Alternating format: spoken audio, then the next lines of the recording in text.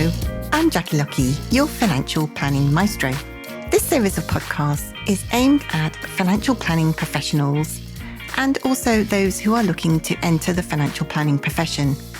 We will be talking during the podcast about all things Certified Financial Planner certification related, talking to other CFPs around the world, and also we will be dropping in on some new entrants who've just entered the financial planning profession, and we'll be checking up along the way on a regular basis with them to see how they're getting on. I hope you enjoy today's podcast.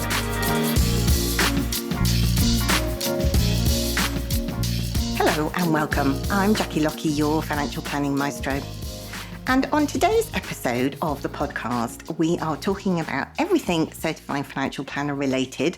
And I have a very special guest with me, and that is Natalie Norman, who is a certified financial planner and also a chartered financial planner now with Brooke Financial Advice. Welcome, Natalie. Hello. Thanks for joining me today. You're very welcome. We have lots to get through, don't we? I want to delve into your journey of how you became a certified financial planner in one moment.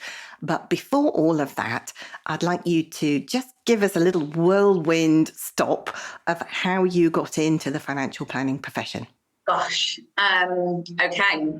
It's a bit of a long story. I started off my career as a dance teacher. I taught for 15 years at a dance school I'd been at since the age of 3.5.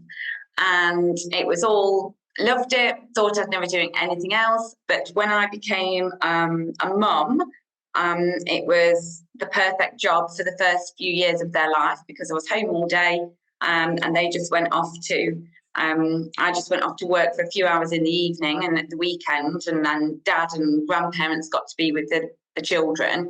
But when my eldest started school, I think I did 6 weeks. I lasted 6 weeks before I realised I didn't want to do it anymore. I didn't like the idea of picking up from school and going straight to work.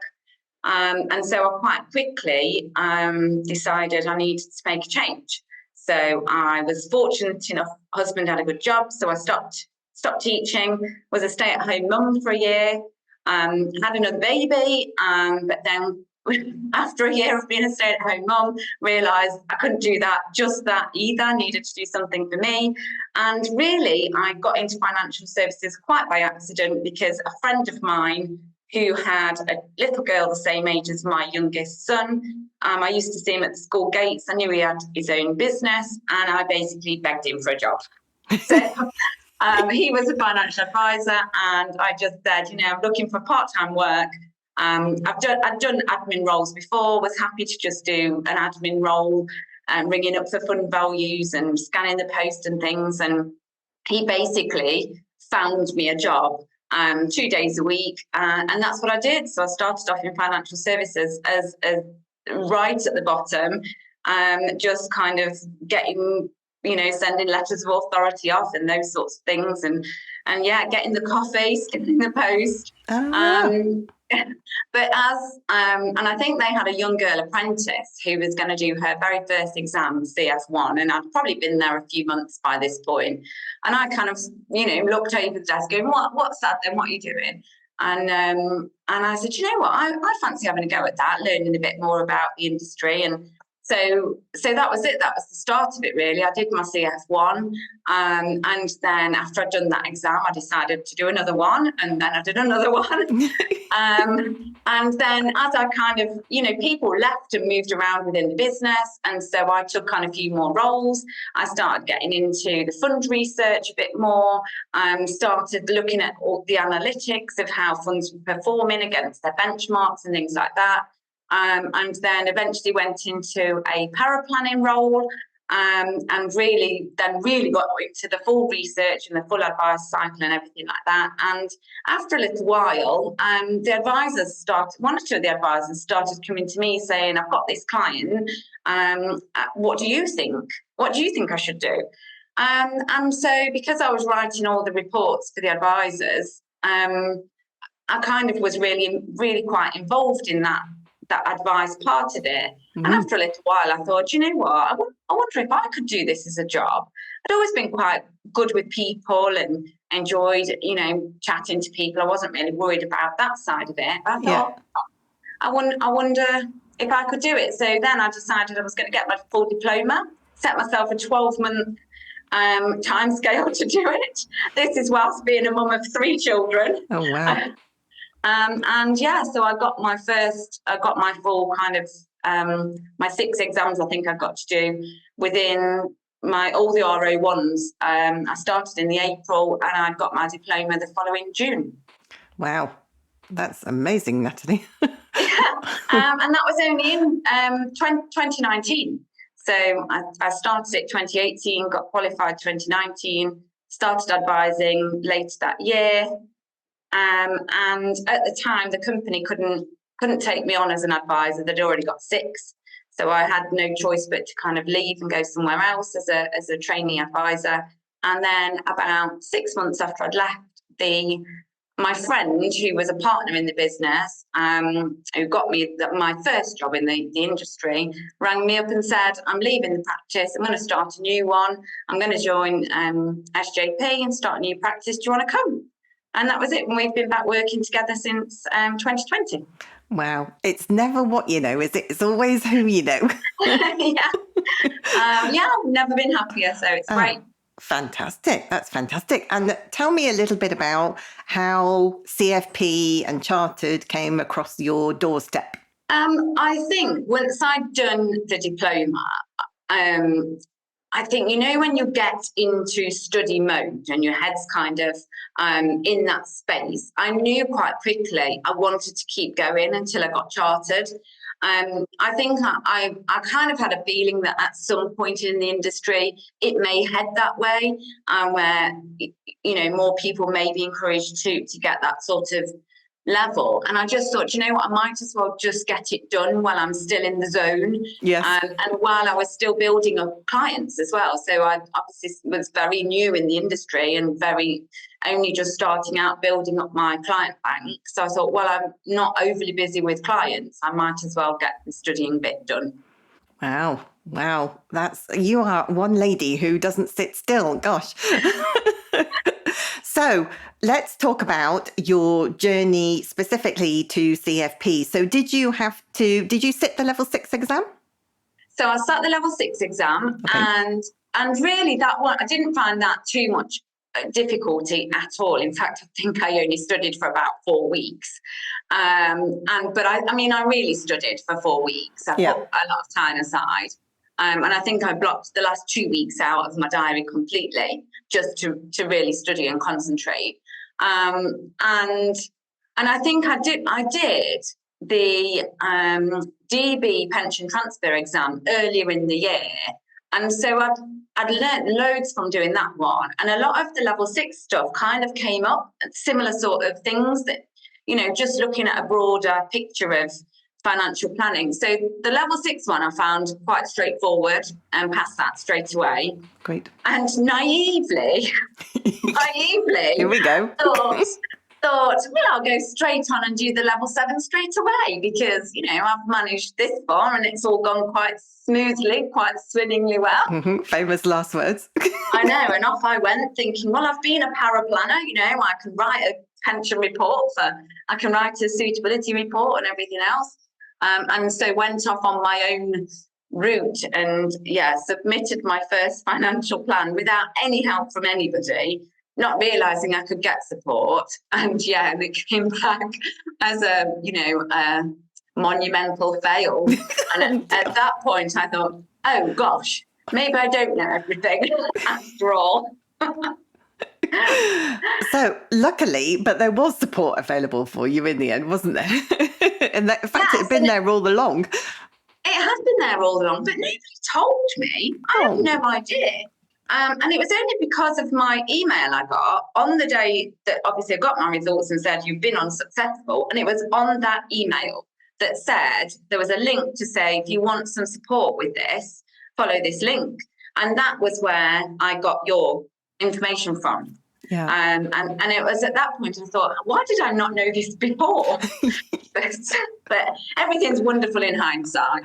It is. But the main point is that you got there in the end. And so tell us a little bit about, we were just talking off air, weren't we, about, your journey through the case study. So was it June last year? I seem to recall, I think it was June, wasn't it?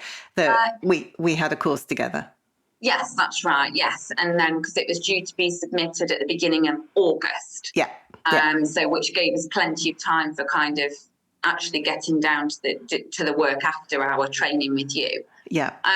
But so I think that obviously when I tried to do it myself, I'd already taken a lot of bits from the case study that I knew were obviously important parts, but I think I didn't look at the bigger picture of some of I went off and did my own calculations, but I think I'd missed out. We built our spreadsheets, including all the tax parts to it. I think I had done that in a different way, and then it was easy to miss bits out. So I think when I found the training and I booked straight on your fast track course, there was once I knew it was there, I booked straight on and thought, right. And I think even from the very first day we're on the course, I thought, oh my goodness, I have not even scratched the surface of what I need to do for this level 7. And a little bird tells me that your favorite subject is now assumptions. Oh yeah. Yeah. Well, yeah, it's the bit that you, without the assumptions and knowing why you're using those assumptions, you can't do the next bit. So it has to be the bit you look at first. And I would never even thought about it without doing it on the course. And actually, it's something that I know I will take forward into all aspects of financial planning to have a really good grounding to start from, basically. So it wasn't about passing the level 7 exam. Actually, what we did on the course was learn how to be a really good financial planner. And that's great to hear. And it's interesting you say that, because I've spoken to a number of people recently who've said to me, I've got the case study and I'm, 2 weeks from the deadline and I'm in a bit of a pickle. I'm not really sure what to do. And I'm self-funding. So, I can't really afford to go on a course. And actually, some of them have created numbers for their assumptions, but hadn't actually thought through why they're doing what they're doing with their assumptions, and then end up in a completely different place. So you're bang on there saying that actually you create them first, don't you?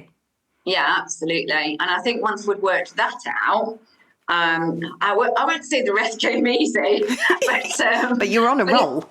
Yeah, it certainly gave you, it backed up all the decisions you made from then on. Yeah. The other parts of the course and the case study, where were the other stumbling blocks for you personally?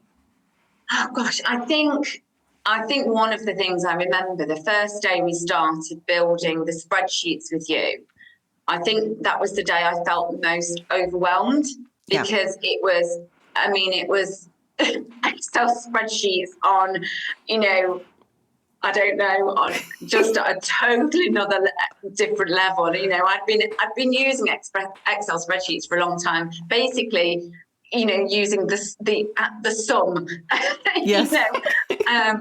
functions, not really ever having done the if statements and all the rest of it.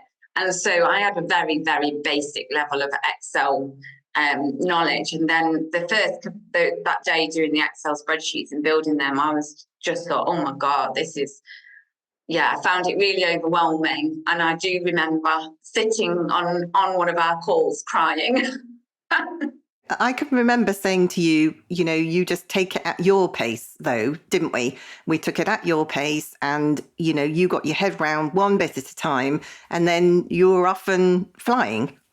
Yeah, and I think that was the main thing. The one thing that really stuck with me from you, Jackie, particularly, is that you always just kept saying we could do it.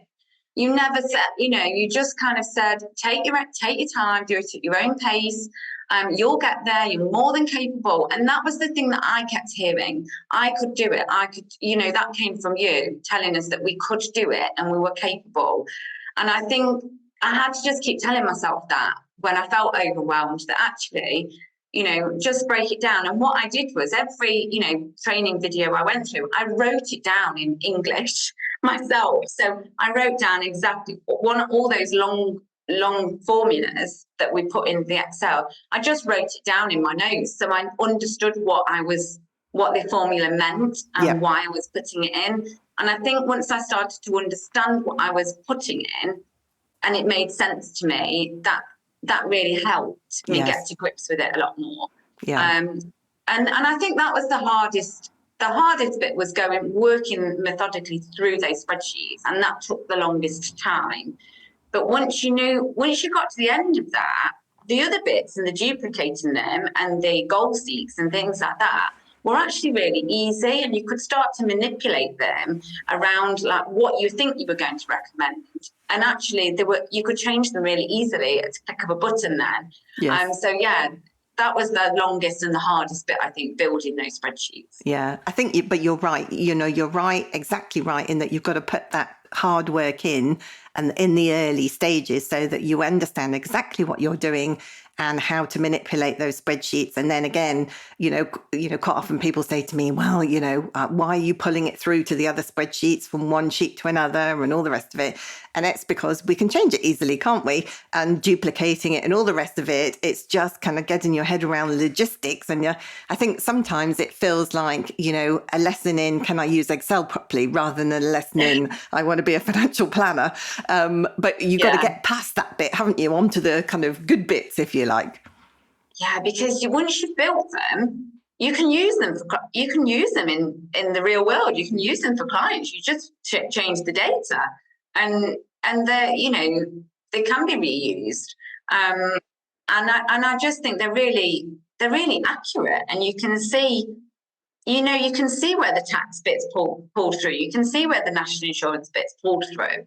And, by changing the amount they start with, how that reflects the whole, and pulls through the whole bit. So it's, I think I did spend a really long time doing the basic the basic spreadsheet for the before. And I think we'd well finished the course before I duplicated anything, because I just got to the point I thought, I want to be really confident and comfortable. I've done the first one as I want it before I start duplicating, because I thought, I don't want to make any changes to it once I've started duplicating it.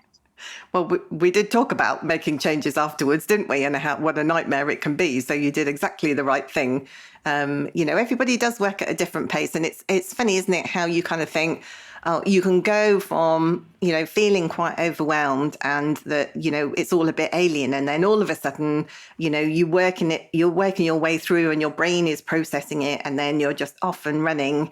And it's great to hear that you took the time and you took the advice and the support that was available. And, and you were successful in the end, weren't you? Which is a fantastic thing.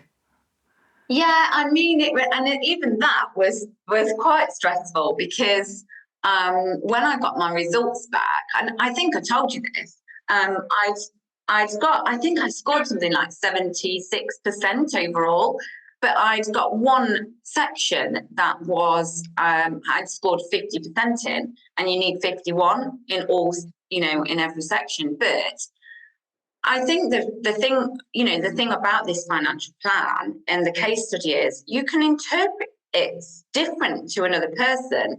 And I think the way I had interpreted some of the words used in the case study were maybe different to the person that had marked my plan. But actually, when I kind of put my case forward and this is how I interpreted this bit, so that's what I've based my recommendations on. Actually, when I think they read it and read where I was coming from, it just came back and they'd agreed with me that obviously I'd looked at it from it. So there's nothing to say that one way is the same for everybody. And I think that's the great thing about financial planning, is that there's not always just one route. It's kind of what, there can be a number of options, and actually it's working out with the client in the real world with the clients, the right path to go down. Yeah, absolutely. And you're right, financial planning is an exact science. There are always a number of different strategies available. And, but being able to think through and actually realize which, there are some advisors out there still who just kind of jump straight in to the recommendations, which I know is a trait. We've all done it, and we all still do it from time to time. But you've kind of got to hold back, haven't you, and let the numbers do the talking. And then from the numbers, you can kind of then start to see that there are different strategies that a number of them might be suitable, or a combination of them might be suitable. And then it's that discussion, like you say, in the real world with a client or clients, well, these are the options. This is the simplest one, but doesn't quite work. This is slightly more complicated. That doesn't work. But this one is more complicated, more costly, but it works, or, whatever those range of options are. And it's quite interesting, isn't it? How I think forcing yourself through, going through the pain barrier of doing this case study assessment, I think does seem to help in hindsight, find those strategies and just kind of help you, look at the bigger picture and stand back. Oh, definitely. Yeah, definitely. And there was certainly things that I came across throughout doing the case study that you don't necessarily, even the first 5 times you read the case study, you perhaps don't pick something out. Yep. And it's only when you go back into that and you go, oh, do you know what? That word, that one little tiny word could mean this instead of how I'd read it first. And, and it's just, sometimes it's those tiny little things that can really flip how you're going to go with it and what method you're going to take. Yeah. And I think my approach to it was, once I had done that initial spreadsheet was, I did keep revisiting the case study, and I kept revisiting the early videos just to kind of and I think each time I did that, I really got to the point where I thought, yeah, I'm really happy with that. And then I just kind of moved forward a little bit at a time. Yeah. But it was funny how it kind of came together in the end. It almost the last bit came together really quickly, because once you have done those spreadsheets, you know exactly how much what you're going to recommend for each objective, because it's kind of worked itself out in the wash, if you like. Indeed. Yes, indeed. So how long did it take you to, write up the whole plan to, from start to finish? How many hours do you think from the case study landing in your inbox to, being told by the CISI that you'd been successful and gained your CFP certification? Gosh. Well, I think after I'd done your training course, I basically started again from scratch, because I think everything I'd done when I tried to do it myself, I hadn't done any assumptions at all, and I hadn't, and so a lot of even the figures I'd got in there were nothing like what I was producing after I'd done it properly. So I basically just had to go, do you know what? Let's start from scratch, and so I think we did. I want to say it was kind of the middle of June. Did with the training course, and I still I had assigned myself, I think, to about 2 hours a day. I didn't do anything on a Saturday and a Sunday. I gave myself the weekend off and time for my brain to have a break. But Monday to Friday, I did 2 hours every day. And I think it still was only just ready to submit on the 2nd of August.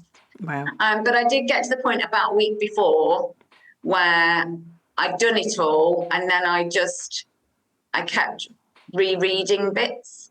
I think I had a couple of days where I didn't look at it, and then I looked at it again, and then still tweaked a couple of bits. But I was really on like last little tidy up bits then, paragraphs, making sure I've got capital letters, full stops, new paragraphs and things like that, and that I'd not finished something in mid-sentence. And so I probably, I pretty much worked right up until the deadline of handing it in. And then the results came out. So they went in, submitted on the 2nd of August, I believe. And then I think we got our results towards the end of October. That's right. Yep. And then I think, another 3 weeks. Of waiting. When I got my results and I look, obviously just failed by this 1 percentage point in one section, I was absolutely devastated. I didn't even tell my husband for a week. I couldn't talk about it. I was really, I couldn't think about it or talk about it. But after a few days, when I calmed down, being hysterical, I started to I read the feedback, because I couldn't read the feedback for a few days either. And then when I read the feedback, I thought, oh, hang on a minute. Well, I've interpreted it like this. So that. I'm not sure that's right. And that's when I then really read the feedback, reread the case study again, and actually then put my case back to the assessors to say, look, these are all the reasons I feel I should have been awarded marks in that section that I hadn't been. Yeah. And then obviously you never actually get your final grade back. Once I just got an email back then after about another, I think I had to wait another couple of weeks. And then it just came back to say I'd been successful. So I never actually got which bit where they'd awarded me the extra marks or. Hey, I don't care. Don't knock it. You got exactly. it. Exactly. I didn't care by that point. I was just so relieved. I thought, oh, thank God for that. I haven't got to do it again. Oh, fantastic. And I think my real worry actually was, I don't know what I'd change. I was so happy. I was so confident. That was how I wanted it, what I'd submitted was how I wanted it to be. I didn't submit it thinking, I'm not sure about that section. Yep. I'd submitted it confident that I'd looked at all the areas and that would have been my advice. So I think that was, the thought of having to redo it I would have really struggled with what to change. Yes. So I was in the end, I was just so glad that it just came back and they'd taken my points on board and I passed. So, phew, champagne all round. Absolutely, yeah. But I couldn't have done it without your course, no way.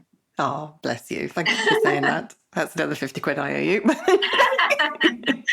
Yeah, but I mean that truly. Tell me now, looking back over the journey, how has it changed you as a financial planner? What kind of changes have you made in your business and, in the advice process that you give? Well, it's easy. I am now a financial planner rather than a financial advisor who just advises on pension or, a one thing, which I guess, I don't know, I guess I was when I started, but now it's actually sitting down with the clients and working through, like we did with the case study. Well, what's important to you? What's important to you in the next 5 years? What's important to you in that those longer time scales? How would you rank those in order of priority? So all those questions that happen right at the start just gives you a much better understanding of, okay, where do we need to focus our attention first? And just making sure that, you're looking at the client's whole financial position rather than just their retirement planning or just their life insurance or whatever. It's looking at the bigger picture. Yeah.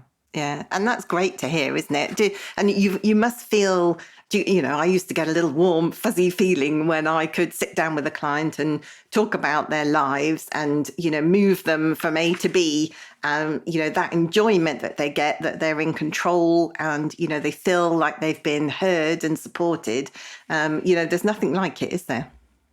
No, and it's wonderful. And the best, the most, I've had a couple of clients in this last 12 months that have come to me wanting to know when they can retire as their main objective, thinking they're going to have to work. One lady in particular, she says, I think I'm going to have to do about another 5 years, but she says, I absolutely hate my job.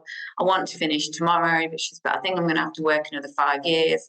And then we mapped out exactly what she wanted, what income she needed, what would be her kind of basic lifestyle versus a modest lifestyle or a luxury lifestyle, and we plotted it for all three things. And actually when we worked out even having the luxury lifestyle, the income to provide the luxury lifestyle, she could retire in 18 months instead of 5 years. Wow. So, I mean, that she helped me.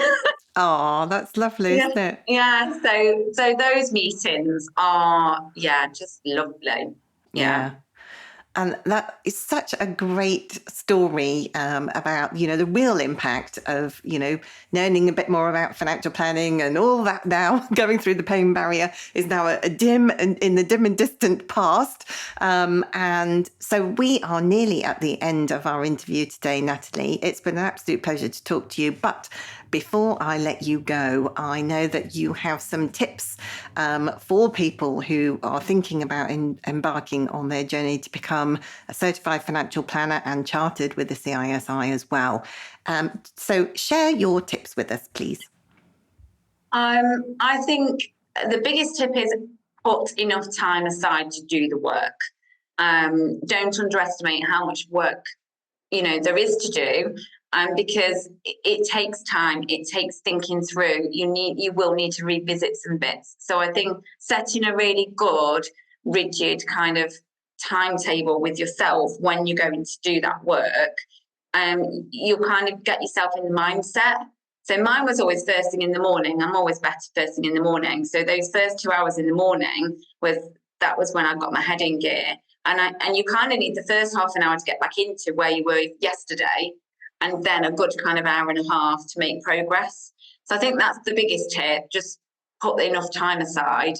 And then just don't beat yourself up. Just take your time, work at your own pace, know that you're going to get there in the end, and get as much help as you can. There is, your course, Jackie, was a lifesaver, and it was, it was a really intense course, but we learned a lot. And if there's help out there, just get as much help as you can. Yeah. It's congratulations once again. I am so proud of you from meeting you on that very first day on the course, right through to seeing you flourish as a financial planner, and gain so much more confidence as we've gone through that pain barrier together. I appreciate that I was probably contributory in putting you through that pain barrier, but I know that it's been worth it for you in the end. Many congratulations, and thanks again for joining me on today's podcast. No problem, my pleasure. It's really interesting, isn't it, to listen to different people who have different experiences of gaining their certified financial planner certification, or maybe developing the financial planning profession at large. If you know anybody who you think might be interested in listening to any of these podcasts, then please do pass on our details. That's it for me. I hope you've enjoyed today's episode. See you again soon. Bye for now.